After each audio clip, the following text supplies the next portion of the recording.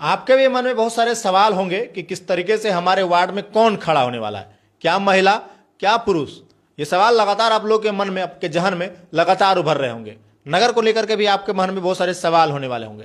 तो आज हम उस पर चर्चा करेंगे, क्योंकि बहुत सारे ऐसे नोटिफिकेशन हैं जो निकल कर आए हैं। हमारे साथ हिंदुस्तान के वरिष्ठ पत्रकार मनीष झा मौजूद हैं, जो इस पूरे मुद्दे पर हमारे साथ चर्चा करेंगे। सबसे पहले स्वागत है आपका हमारे चैनल में। अनुज, आपके साथ साथ जिला जोहार के सारे दर्शकों को मेरी ओर से भी नमस्कार, जोहार और झारखंडी जोहार जी। तो बता दें कि नगर चुनाव का कुछ अपडेट आया है, जो हम आप लोग के बीच आज साझा करेंगे। हमारे साथ मनीष भैया हैं, जो इस पूरी चर्चा पर बातचीत करेंगे। तो शुरुआत कहाँ से कीजिएगा आप? हाँ, इस बार सबसे बड़ी बात यह है कि पहली बार महागामा नगर पंचायत में भी चुनाव होने वाला है और गोड्डा नगर परिषद और महागामा नगर पंचायत दोनों का आधिकारिक गजट प्रकाशित हो गया है। जिला उप निर्वाचन पदाधिकारी ने उसका आधिकारिक गजट प्रकाशित कर दिया है, जिसमें दोनों जगह गोड्डा नगर परिषद और महागामा नगर पंचायत दोनों जगह जितने भी वार्ड हैं, हर वार्ड में आरक्षण कोटि जारी किया। मैं थोड़ा सा स्पष्ट कर देता हूँ आरक्षण कोटि क्या है। आरक्षण कोटि में है तीन अलग अलग कैटेगरी बनाया गया, जिसमें सामान्य में कोई भी खड़ा हो सकता है, अनुसूचित, हाँ जनरल मतलब सामान्य में कोई भी खड़ा हो सकता है, जनरल हो गया, अनुसूचित जाति, अनुसूचित जनजाति। दूसरी कोटि है अनुसूचित जाति की और तीसरी अनुसूचित जनजाति की, और विशेष कोटि में रखा गया है महिलाओं के लिए विशेष सीटों को रखा गया। मतलब इस तरह के चार कोटियों को बनाया गया है। सामान्य, अनुसूचित जाति, अनुसूचित जनजाति और महिलाओं की कोटि निर्धारित की गई है। उसमें वार्ड वाइज है, हर वार्ड में कौन से वार्ड में कौन खड़ा होगा। कई वार्ड में कोई परिवर्तन नहीं हुआ है और कुछ वार्ड में परिवर्तन हुआ है, और यह परिवर्तन जो है आने वाले चुनाव में भी फर्क डाल सकता है। लोग बहुत असर डाल सकता है, बहुत असर डाल सकता है। समीकरण बदल सकता है। जहां सामान्य था वहां आरक्षित हो गया है, या जहां आरक्षित था वहां सामान्य हो गया है, तो प्रत्याशी पूरी तरह से बदल जाएंगे।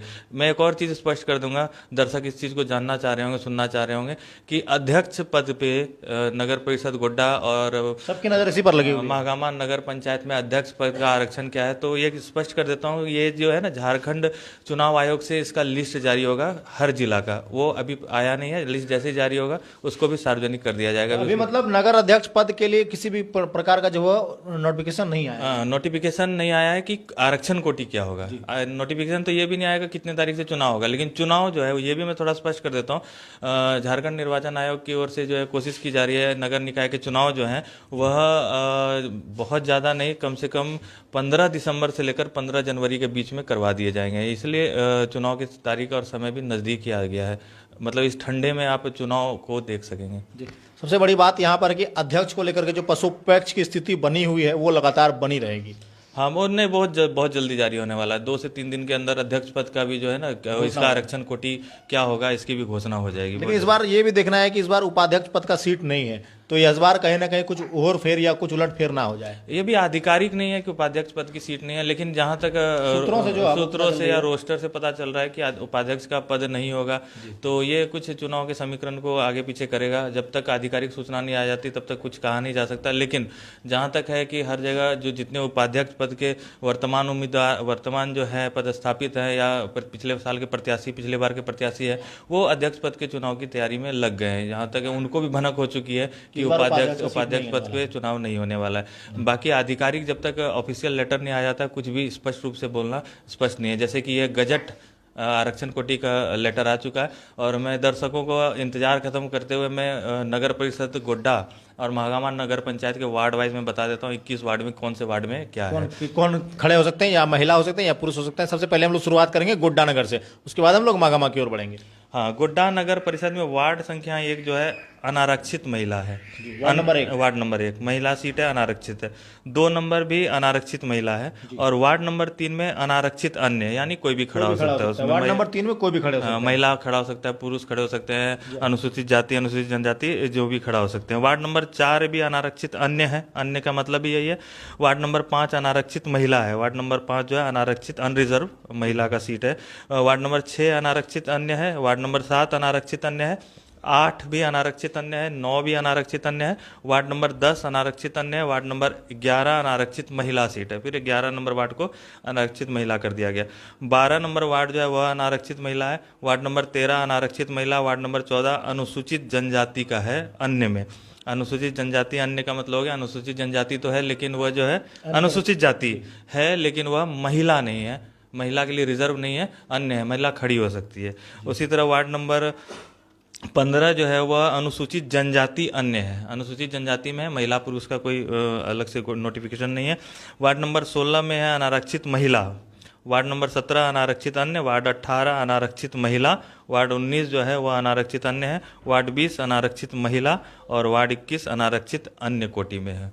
इसी तरह महागामा नगर पंचायत का भी गजट जारी हो चुका है। महागामा में अगर वार्ड की बात करें तो वो कितने हैं? महागामा में कुल 17 वार्ड पे चुनाव होने वाले हैं। पहली बार चुनाव हो गए तो महागामा वासी अभी उत्साहित होंगे इस चीज़ को जान करके वार्ड का चुनाव होगा। और जहाँ भी नगर परिषद, नगर पंचायत, नगर पालिका का निर्माण हुआ है वहाँ विकास हुआ है। विकास का एक अलग ही मायना हो जाता है। नगर पंचायत बनने के बाद महागामा का भी विकास में गति मिल जाएगी और जल्दी से ये सारा चीज़ तैयार हो जाएगा, सारा पैनल बन के तैयार हो जाएगा।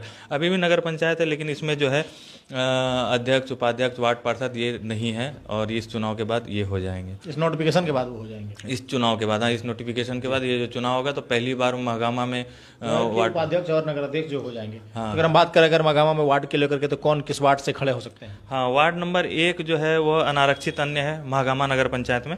वार्ड नंबर 2 अनारक्षित महिला है, वार्ड नंबर 3 अनारक्षित महिला है, वार्ड 4 अनारक्षित महिला है, 5 अनुसूचित जाति अन्य है, वार्ड नंबर 6 अनारक्षित महिला है, 7 अनारक्षित महिला है, वार्ड 8 अनारक्षित महिला, 9 अनारक्षित महिला है, वार्ड 10 अनारक्षित अन्य है, 11 अनारक्षित अन्य है, वार्ड 12 अनारक्षित महिला है, वार्ड 13 अनुसूचित जनजाति महिला है, वार्ड 14 अनारक्षित महिला है, वार्ड 15 अनारक्षित अन्य है, वार्ड 16 अनारक्षित महिला है, वार्ड 17 अनुसूचित जनजाति अन्य है।